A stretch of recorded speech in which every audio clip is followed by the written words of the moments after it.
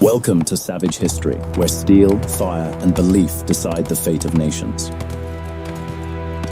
The Battle of Longewala, 5th December 1971. Thar Desert, Rajasthan, India versus Pakistan. The Thar Desert does not care who you are. It does not reward ambition. It punishes mistakes.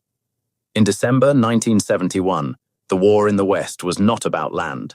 Pakistan attacked across the Rajasthan frontier as a diversionary offensive, intended to buy time for a front already collapsing elsewhere in the east. Longewala lay on that route. There was no town, no civilians, no territory worth holding, only the road beyond it. What stood in the way was a border post, shallow bunkers, wire, mines, and men who understood that distance was not protection. It was the 5th of December, 1971. War had begun, and the desert waited.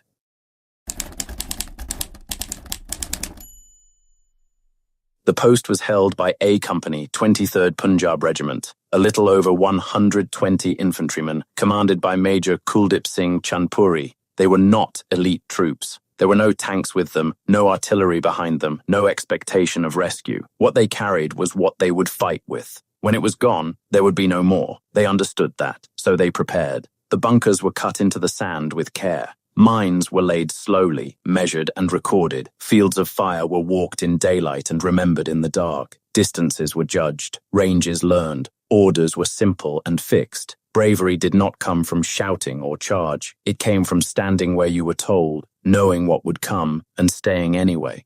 Honor was not spoken of. It was assumed. Every man knew his place. Every weapon had a purpose.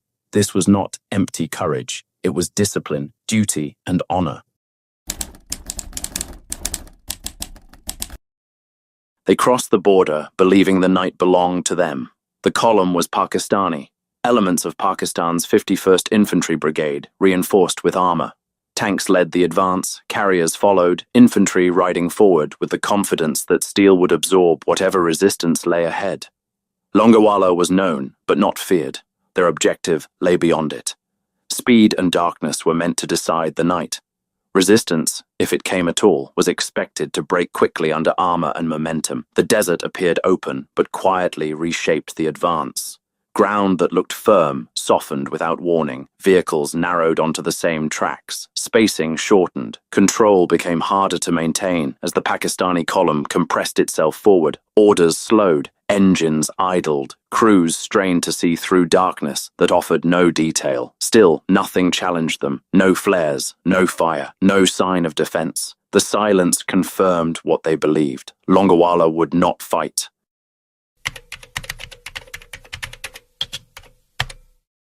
The first shot came only when certainty replaced doubt. An Indian, recoilless rifle fired at close range, the round striking clean and low. A Pakistani tank split open and burned, its flames tearing a hole in the darkness and revealing the column behind it. Machine guns opened in controlled bursts. Mines detonated beneath Pakistani tracks, snapping metal and halting vehicles mid-advance. Tanks attempted to maneuver and failed, sinking into soft sand or stopping behind wreckage already burning.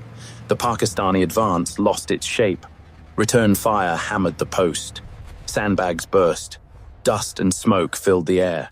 Indian infantry stayed low and stayed still, firing only when shots would count. Recoilless rifles fired again, each round waited for, each target chosen. Through the night, the defenders did not try to destroy the column. They fixed it in place. By the hours before dawn, the desert was lit by burning Pakistani steel. Tanks stood immobilized, crews exhausted, formations broken. The attack had slowed to probing fire and nervous movement. Then the light came.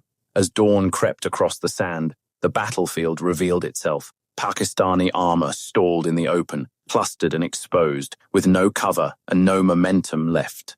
The sound followed. Indian Air Force hunters came in low over the desert, fast and unmistakable. From above, the Pakistani column was clear and helpless, outlined by smoke and flame. Cannons tore into steel. Rockets struck tanks that could neither hide nor escape. Vehicles burned where they stood. Crews abandoned machines that had promised protection only hours before. What the infantry had held through the night, the sky now destroyed. By morning, the Pakistani attack no longer existed as a fighting force. Longewala still stood,